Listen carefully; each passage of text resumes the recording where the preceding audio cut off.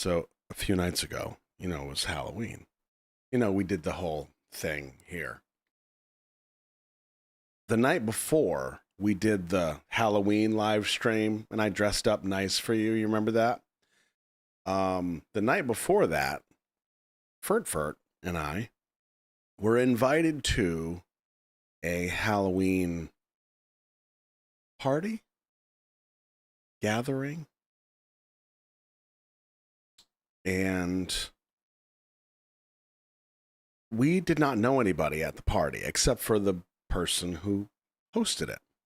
So, in that regard, me as a social butterfly, I say that sarcastically because with you it's different. You know what to expect. You signed up for this.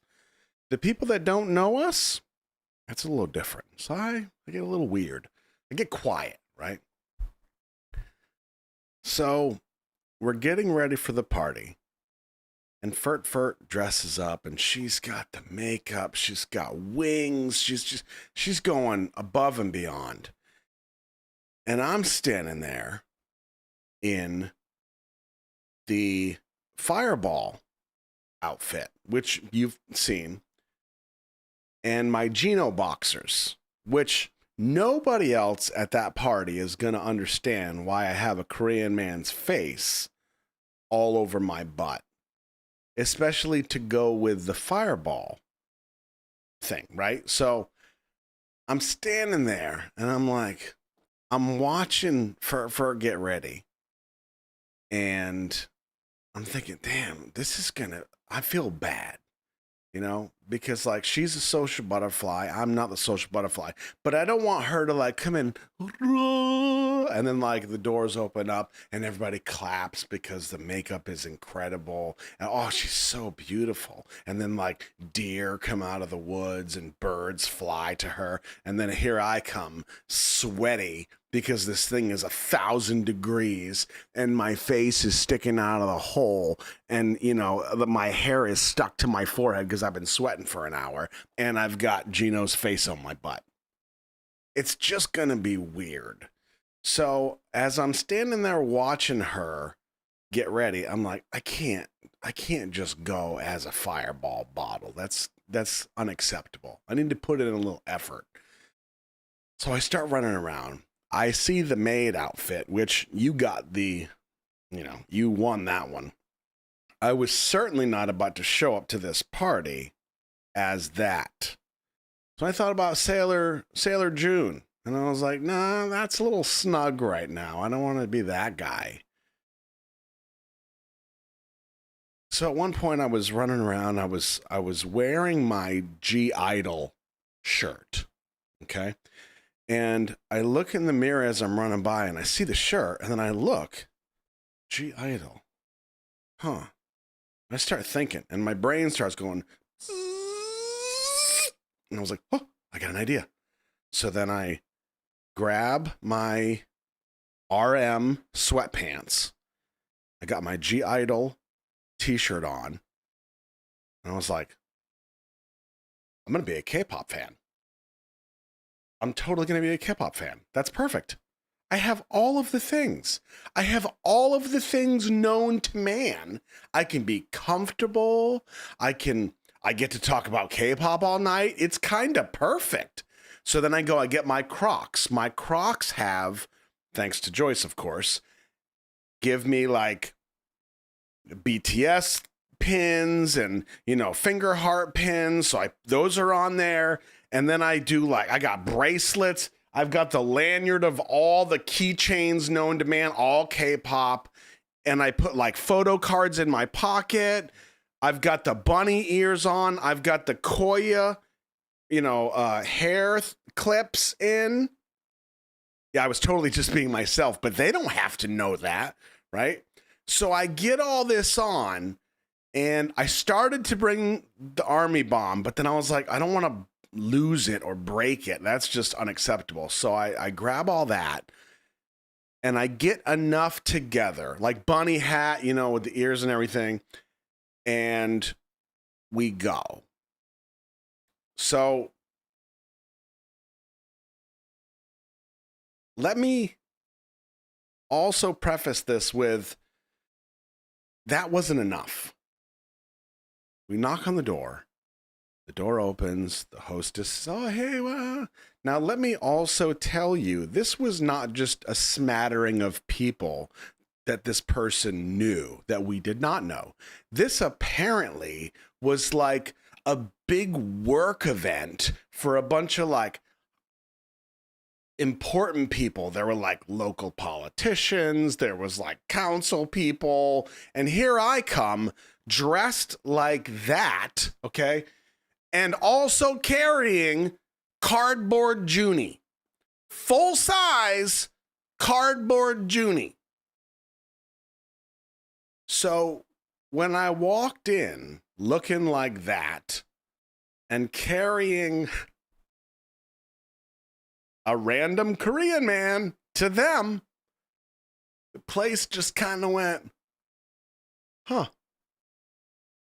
And what was so uncomfortable was, we walk in, "Oh, hi, it's good to see you. Oh, hi. Oh, hi, yeah, oh, okay, yeah, okay, yeah." Nobody asked what I was. I was just a guy carrying around another guy. So I got to stand there, and Junie'd be standing there, and I got a drink, and I'm just having a sip, and I would offer him some, and, "Oh, no, that's fine." And I would just like wait to talk to somebody that I didn't really want to talk to, and then, and then I would like grab Junie and then bring to the kitchen, and people would have to like, excuse me. I mean, he scared the hell out of a bunch of people because he was just like standing in the shadows at one point, and somebody would have their back to him and be like, who is this?" And I'm like, "Kim Namjoon." So there were a couple moments that I thought were pretty cool, because at one point I left him in the kitchen, and maybe after like 30 minutes, the host ran up to me and said, "There's a gaggle of people that want to know about the cardboard guy." And I was like, "I'm on it." And then I took off. Now, by then I'd had a couple fireballs. Okay. What of it? So I may have sprinted through the house, grabbed a cheese cracker on the way, went right to Junie, who was not in danger. I fully expected things to be drawn on his face. Him like soppy or hunched over a bowl of punch or something. So when I got there, it was like, "Hello." And I came in hot. And I was like, "So, do we have questions?" And it was like the presenter in me came alive. I went from sitting down in the chair quietly, and all of a sudden, and my little cape went, "Yep. Do we have questions? All right. You right there." And then I got to tell the story. I was like, "So, this is Kim Namjoon." "Who's that?" "Kim Namjoon. He's the president of BTS." "President? Isn't BTS a band?" "Yes, it is. This is BTS, Bangtansonyondan, and he's the president. He's the leader." So then fast forward, because you don't need all the details of the conversation. This is already obnoxious. That's when I kind of had to go, okay, hold on. This doesn't make sense until you understand that I'm a K-pop fan. And then they look at me kind of, okay. And I'm like, "No, I'm dressed up as a K-pop fan." And they were like, they're looking at me, still don't get it. And I totally don't blame them. I just look like an eclectic guy, very eccentric guy. So I was like, well, to be fair though, and this is where I thought I was like not digging myself in a hole, and I totally just made it worse for myself. I was like, well, hold on. I didn't just buy all this stuff to make the outfit. This is all my stuff. And then I stood there just like that while they went. And I was like, whoa, hold on. I don't just have him. I've got all 7 of them. It was just getting worse and worse. No, it's all my stuff. It's all mine. I was so proud. I was like, look, I even have a photo card of him. I pulled out the photo card like it was my grandson from school. I was like, no, you don't get it. So stupid. I'm 44 years old. Oh man, so stupid. So I got to talk about the group, and then what was kind of neat was after my presentation was over, we did a couple intermissions. I had snack breaks. We did like a Q&A. One of the women that was there was like, yeah, you know, my daughter has this one song she listens to all the time and it's starting to grow on me. It's something about jeans. And I was like, new jeans? And she was like, yeah, that's it. I'm starting to like them. And I was like, I know new jeans. Oh my God.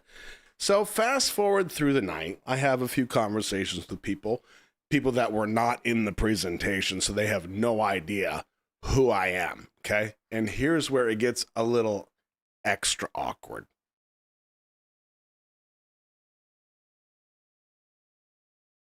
You're like, it gets worse? It does. Because I've been there for 3 hours now. I've had lots of Fireball. This is what I'm wearing, okay? And I'm standing there, and I'm kind of like making my rounds, like, oh, hi, I'm Roscoe. Oh, what do you do? Oh, that's fantastic. So I'm doing this.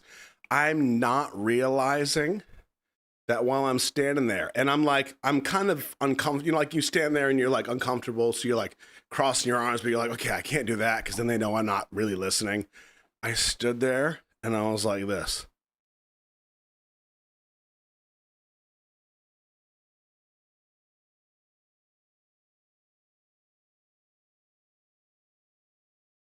And I just kept doing that. And I didn't know until one of my friends came over and was like, bro, you gotta stop with the ear. I'm like, what do you mean? I was literally just going, and I didn't even know.